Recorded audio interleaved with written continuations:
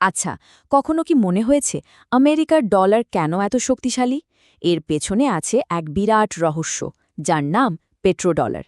চলুন আজ সেই গোপন খেলার নিয়মগুলোই জেনে নেওয়া যাক। মূল প্রশ্নটা কিন্তু এটাই, সারা দুনিয়ার তেল কেন শুধু আমেরিকান ডলারে বেচাকেনা হয়? এটা কি এমনি এমনি হয়? না, একদমই না। এর পেছনে একটা বিশাল পরিকল্পনা আছে। চলুন এই রহস্যের গভীরে যাওয়া যাক। তো এই পেট্রোডলার জিনিসটা আসলে কি? এর সবকিছু শুরু হয়েছিল কয়েক দশক আগে করা একটা যুগান্তকারী চুক্তির মাধ্যমে, একটা গোপন বোঝাপড়া যা পুরো বিশ্ব অর্থনীতিকে বদলে দিয়েছে। মানে একদম সহজ ভাষায় যদি বলি, পেট্রোডলার হলো এমন একটা সিস্টেম যেখানে তেল বা গ্যাস কিনতে গেলে আপনার কাছে আমেরিকান ডলার থাকতেই হবে, অন্য কোনো মুদ্রায় লেনদেন হবে না। এটা কিন্তু কোনো প্রাকৃতিক নিয়ম নয়, এটা পুরোপুরি মানুষের তৈরি একটা ব্যবস্থা। এই গল্পের শুরুটা হয় ৭০ দশকে। প্রথমে আমেরিকার সাথে চুক্তিটা হয় সৌদি আরবের।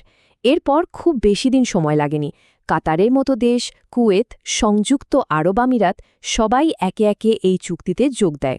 আর তার ফলে জন্ম নেয় ডলারের এক বিশাল স্থায়ী চাহিদা। ব্যাপারটাকে একটা দেয়া নেওয়ার মতো করে ভাবা যেতে পারে। একদিকে তেল উৎপাদনকারী দেশগুলোকে আমেরিকা কি দিল?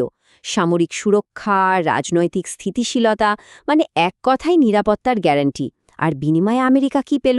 একটাই জিনিস, তেল বেচাকেনা হবে শুধু ডলারে। ব্যাস, খেলা ঘুরে গেল। আচ্ছা, তাহলে এই সিস্টেমটা বা এই চক্রটা ঠিক কিভাবে কাজ করে? এটা কিন্তু শুধু একবারের লেনদেন নয়, এটা একটা চক্র যা ঘুরতেই থাকে।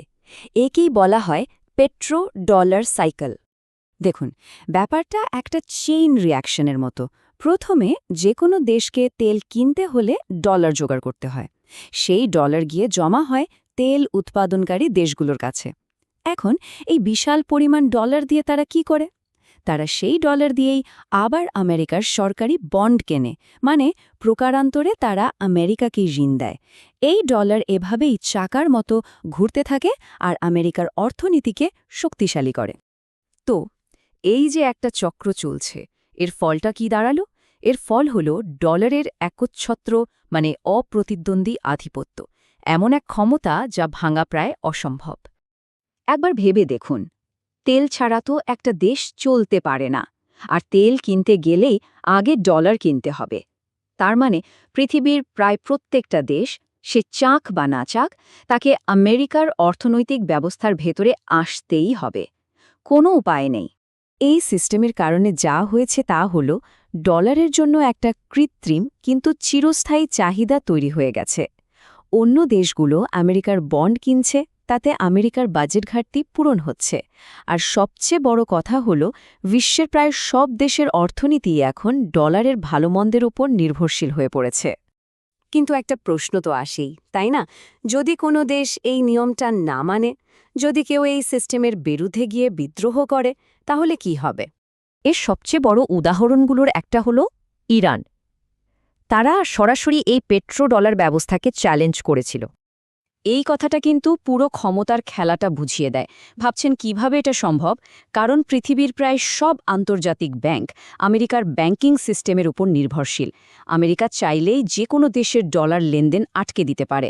মানে আপনার টাকা আপনারই, কিন্তু আপনি তা ব্যবহার করতে পারবেন না। কি সাংঘাতিক ব্যাপার! আরেকটা দারুণ উদাহরণ আছে, ভেনেজুয়েলা। এদের ব্যাপারটা তো আরও অদ্ভুত, একটা প্যারাডক্সের মতো। একদিকে দেখুন, তেলের রিজার্ভের দিক থেকে ভেনেজুয়েলা ১ নম্বরে। বিশ্বের সবচেয়ে বেশি তেল তাদের কাছে। অথচ দেশের অর্থনৈতিক অবস্থা কি? একেবারে ভেঙে পড়েছে। কারণ মার্কিন নিষেধাজ্ঞা। তারা চাইলেও নিজেদের তেল বিশ্ববাজারে স্বাধীনভাবে বিক্রি করতে পারছে না।